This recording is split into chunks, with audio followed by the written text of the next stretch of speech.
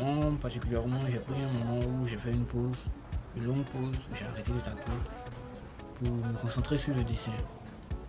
Voilà, parce que je voulais améliorer ma qualité de travail, je voulais améliorer mon style, ce genre de truc. Il y a beaucoup de tatoueurs qui débutent le tatouage en tatouant directement la peau humaine.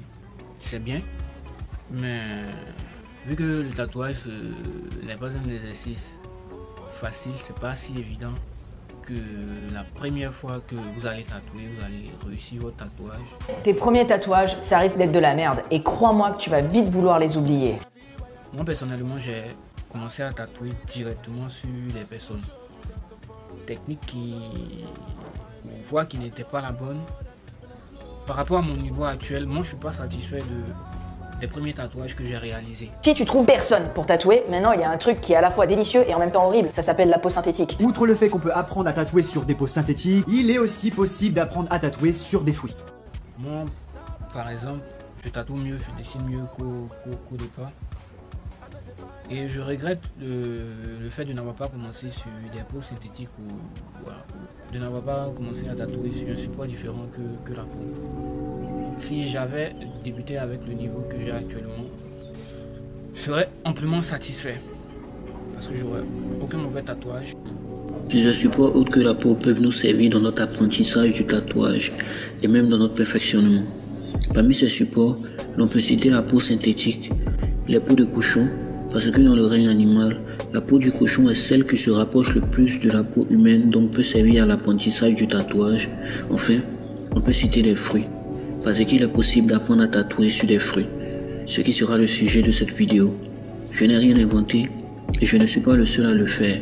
De nombreux tatoueurs s'entraînent à tatouer des fruits avant de s'attaquer à la peau humaine.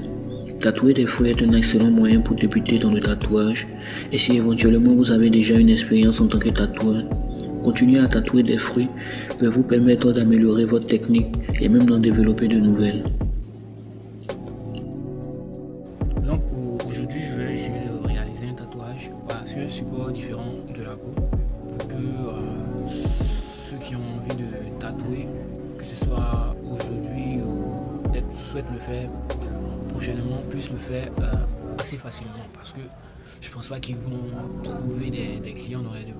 S'ils envisagent réellement ce truc-là comme un métier ou quelque chose de sérieux, s'ils prennent la chose au sérieux, je pense pas qu'eux-mêmes voudront tatouer automatiquement.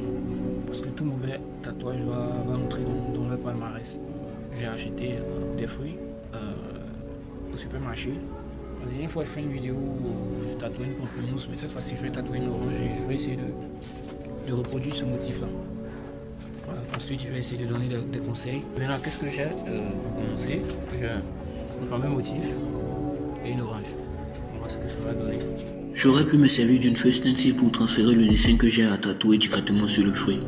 Mais vu que ce dessin n'est pas difficile à réaliser, je décide de le dessiner directement au stylo à billes. Après avoir réalisé le dessin sur le fruit, je peux enfin tatouer. La première phase du tatouage consiste à ancrer les lignes du dessin. La peau de l'orange est très fragile, donc il faut piquer délicatement en surface. La deuxième phase du tatouage consiste à faire les ombrages.